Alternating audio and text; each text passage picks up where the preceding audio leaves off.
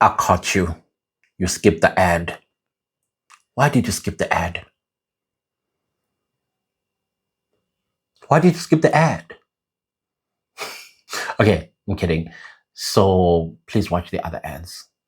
Takes a lot to make these videos. A lot. Thanks. Well, my fellow South Africans, it looks like my flu is back. It's not necessarily flu that is back. It is my throat. My throat, in case you guys did not know, if I have not shared this, I have shared it with people who have been here, like my day ones. I once upon a time caught the 2020, Cororo. And so it did some damage to my lungs. And whenever I catch a flu, it takes forever to recover. The flu does recover, but it's the aftermath that is a problem, where my lungs will contract. And when it contracts, it constrains my vocal box. Is it voice box? And so I sound like I'm this way. So these days, you're seeing a lot of jump cuts. That's because between the jump cuts, I am coughing, trying to open my voice box. So recently, I went to the doctor, of course, and my doctor was like, no, it's nothing of a big concern. It's just that my bronchitis or something like that is this medication will assist. And of course, I got some. Yeah, it does that to me. Every time when I try to speak, I find myself coughing and my voice gets strained. I saw somebody in the comment section saying, you look like you are suffering from sickle. I was like, no, I don't have it. It's the after effects of having flu. I hope you understand. If maybe I don't edit a video and you see me cough in the video, just know that's what I'm going through. So apparently this is going to assist me in case you also have a similar problem as mine.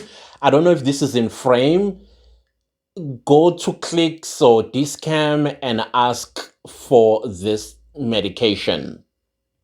It's called Bronchol. Okay, it's called Bronchol. It's not cheap. Something of that nature. It's going to assist, and I can tell that it's assisting to open my my lungs so that I'm able to talk. Anyways, guys, the whole purpose of this video, I want to ask a question, a genuine question, to people who know that there are criminals. Because to do crime, you know that you're a criminal. You just know. Nobody has to accuse you of it or tell you that you are, Utenege. When I do this and I do this and it is wrong, you know that you're a criminal. For example, extortion. When you extort money from people, you already know that this is wrong and therefore it is a crime.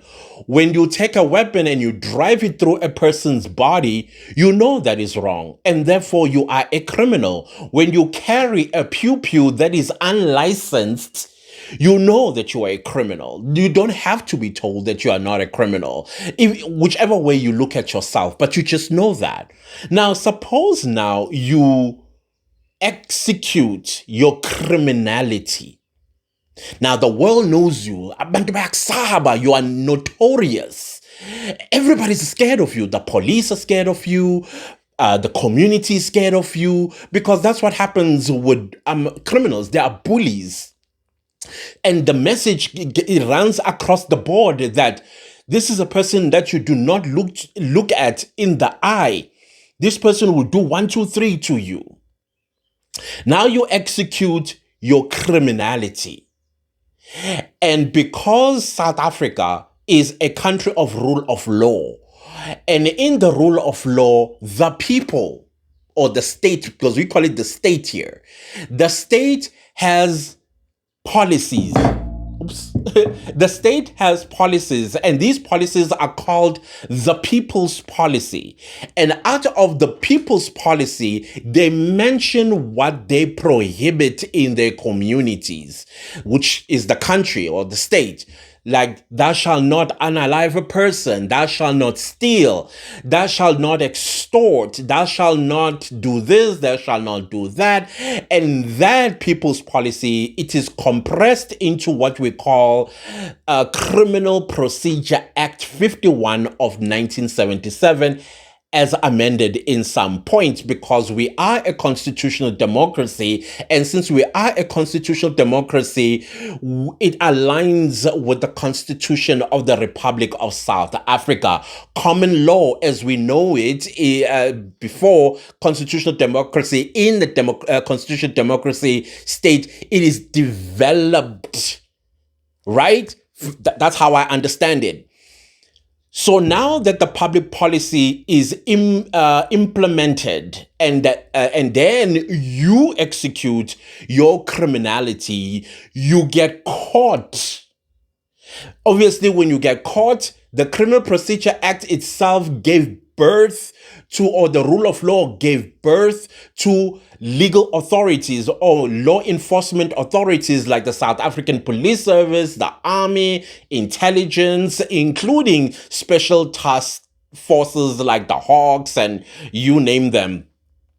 And then they investigate, and then you are caught because you executed your nature that is prohibited in society, and then you are handcuffed and you are brought before the court. Now remember, you are notorious, you are known to be dangerous. And then when it's time for you to be held accountable, this is where I get confused.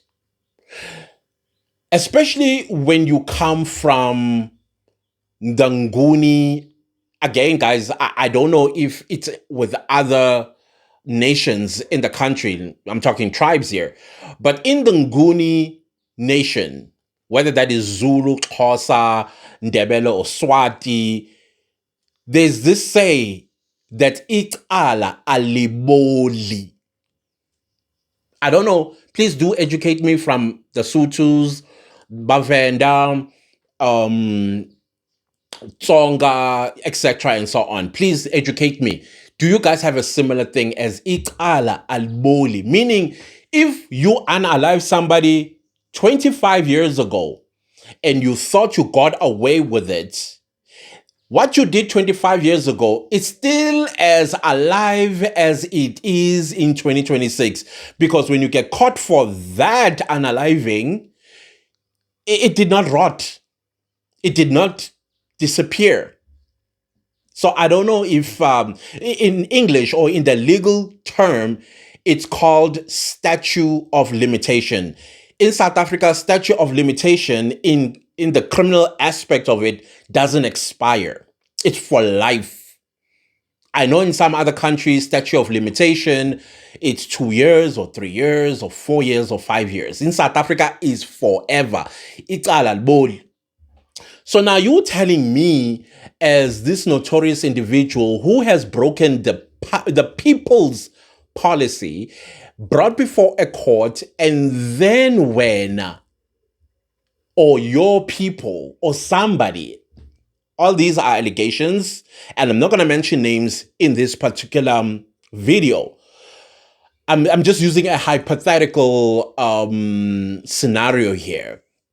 Then one of your people, or somebody that is also in a high position in society, let's say a priest or a doctor, a member of parliament, or even the president, calls the prosecutor and says, drop the case. What's the end goal here is my question. No, like, you have to break it down to me like I'm a stupid person. What is the end goal? Remember, icala aliboli.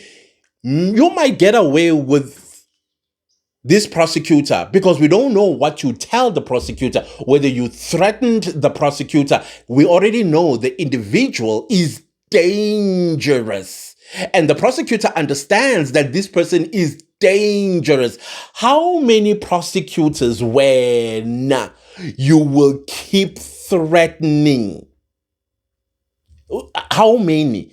And even if you do unalive these prosecutors, you are just going to be unaliving prosecutors, Njewena.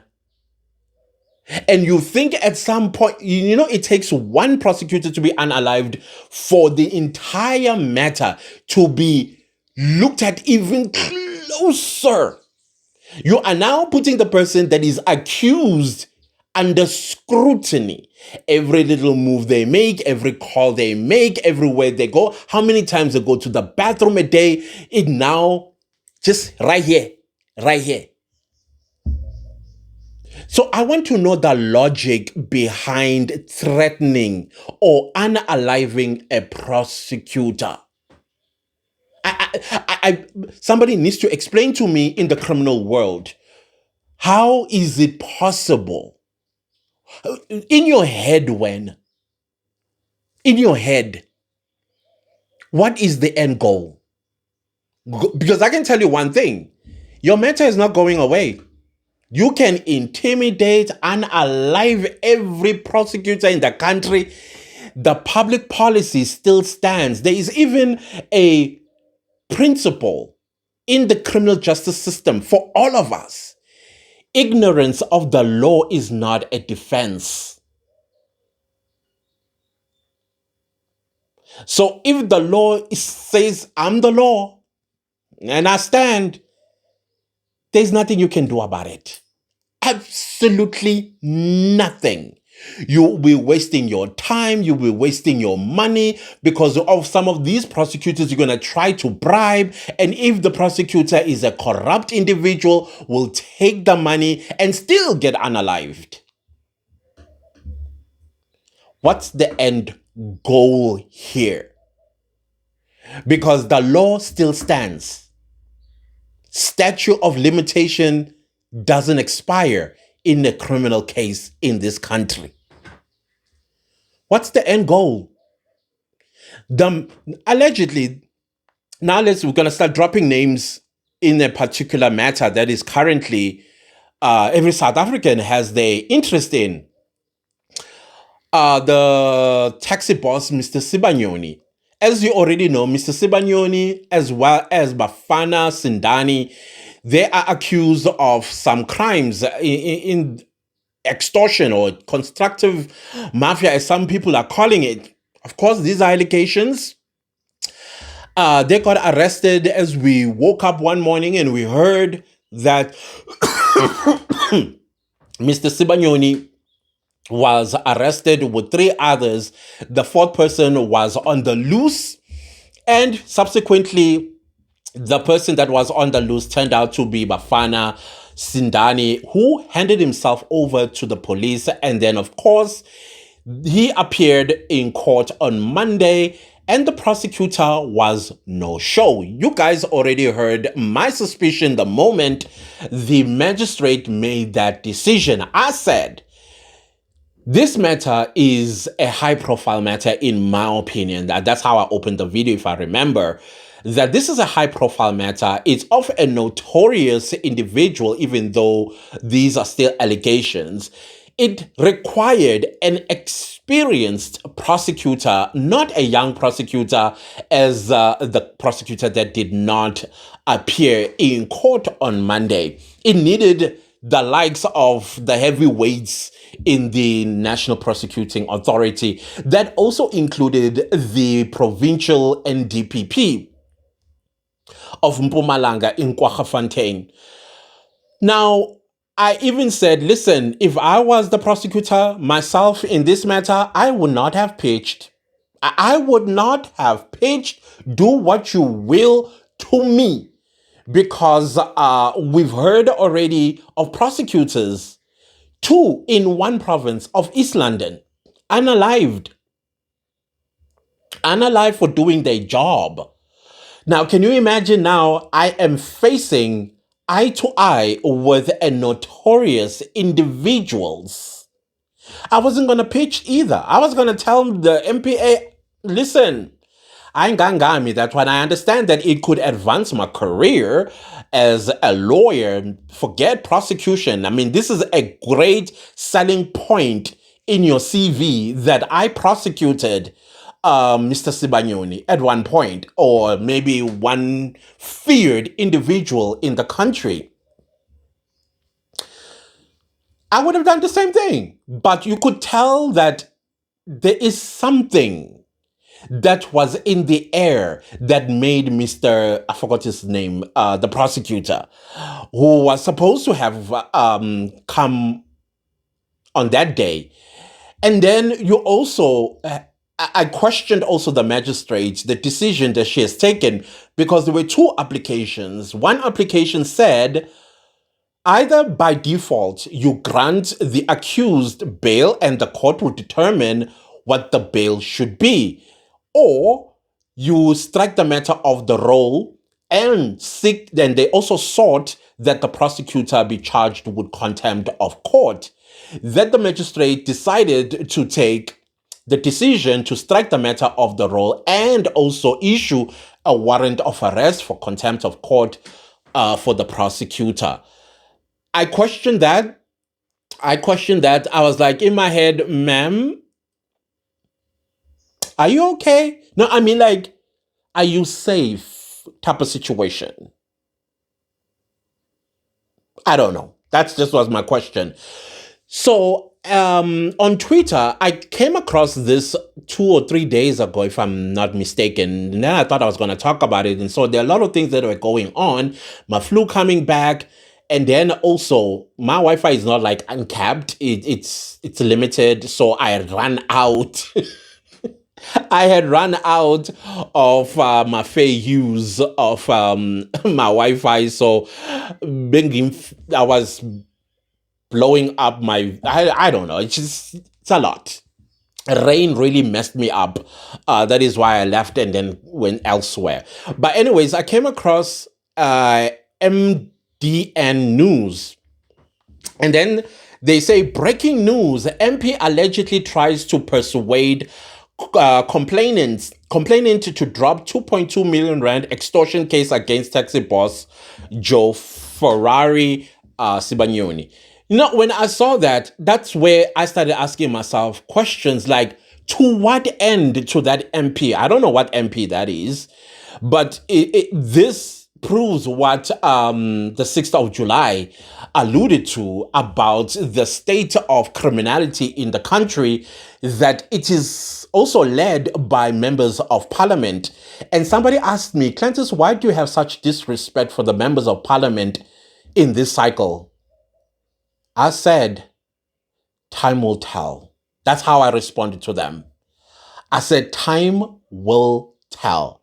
Slowly but surely, you will begin to see that the criminal element of our country, in order to capture the state, you needed to go to parliament also. You need to be the eye, the ear. You need to know everything under the sun. And it's very important also that you involve yourself in key portfolio committees, especially portfolio committees that has something to do with the state's security. Because that way, you would know names. Yeah. You can, as a member of parliament, you can call the Hawks and say, okay, can I see a list of people that you are investigating or you're about to arrest? Do you see why the Scorpions were disbanded? Because members of parliament, including the president will be consulted with, but would not know who is getting investigated, who is about to get arrested. And then the politicians felt, no, we cannot live in the dark like this. Let's disband the Scorpions, and they created the Hawks. And now everybody knows who is getting investigated. So, in order for the criminal world to know whether they are in the lists, we need to put some people in parliament. Some of them, they have to open their own political parties, and guess who will vote for them? Because the question will be, but who voted for you? Oh, a whole bunch of criminals. Because those criminals wanted to know, are we getting investigated? So we need to send somebody in there.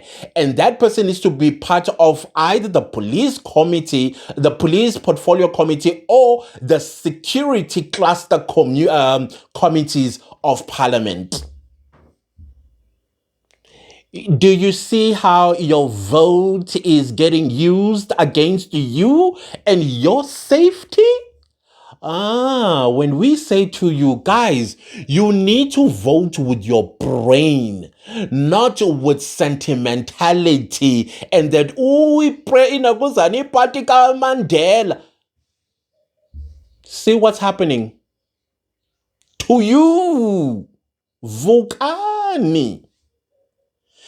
Anyways, the article continues to say a well-known South African member of parliament allegedly contacted the complainant in a 2.2 million rand extortion case against Mpumalanga taxi boss Joe Ferrari Sibanyoni and 3 co-accused, urging him to drop the charges in exchange for a handsome reward. So the victim gets called by a member of parliament and the known member of parliament to tell the victim, hey, listen, you need to drop the case. That is direct threat to the victim, because now we are talking about state power here. We're not talking about an individual. You need to understand the power one member of parliament holds. That power is your power. Remember, we, the people that govern, but because we cannot be president, members of parliament, and what, we give that responsibility to individuals who are going to represent our power in parliament. And now they are using our power to call a victim. Can you imagine a crime committed against you, voter? And then you, voter, go and open a case against the individual that has did you wrong. And then you get a call from a member of parliament telling you, I'm invalidating your pain. Drop the charges and I will reward you handsomely. Now you know why I disrespect the members of parliament in this cycle. Not all of them. There are a handful that I have respect for. The rest, I'm telling you right now, time will tell. Oh, you will hear about them. That is why, once again, when we say vote wisely, there's a reason behind that. And they're showing themselves, by the way. I don't know if you're paying attention. Let's continue the last 2 paragraphs. The article is almost done. The case was struck off the roll last week due to a prosecutor's no-show. But the NPA says it will reinstate it. Because it's not boldly. If there was a bit of a misstep, the NPA can correct that misstep and then reinstate the case. The complainant has voiced safety fears. I would also be scared. Called by a member of parliament? And we know PKTT, why it was started, right? All these things link, guys. And I will keep saying this. If you are not listening, critically listening to Prince Mashele, ulahlekile in South Africa. If you are not listening to Prince Mashele, I don't care how you feel about him, ulahlekile. If you're not listening to him. The MP's identity and the complainant response remain unconfirmed. I bet if it was a non-member of parliament, we would know who this person is, they would have been arrested, and investigations ensue. But because it's a member of parliament, all animals are not that equal in this animal farm. But time will tell who this particular member of parliament. Whatever you do, please do not write people's names in my comment section. If you have your own suspicion, don't put it in the comment section. I have no interest in knowing who this is, but time will tell. I know you have your own suspicions. Please keep them to yourself. Thank you very much. So at the end of the day, I want to know from the member of parliament, if ever they do get arrested, if it shows that they did something like that, to educate us. What is the end goal here? What were you hoping it will happen? Because if sometimes in South Africa, when a person, for example, a woman comes to the police station and then she's there to report being forced on, and then the person that forced himself onto her gives her 50,000 rand and said, go and drop the case. And then she goes and drop the case. The state can still say, no, we are not dropping the case. Because remember, in South Africa, the crime is committed against the state. You violated a public policy. So the state does have the right to say, well, she might withdraw, but the state wants to prosecute you. Because at the end of the day, the state does have the responsibility to curb such crimes from being committed. And people understand that just because a victim withdrew the case does not mean that the state withdraws it. Because you committed a crime against the state. That is why the citation would be S, that stands for state, versus da da da da da da. Because the crime was committed against the state. I don't know if you understand me.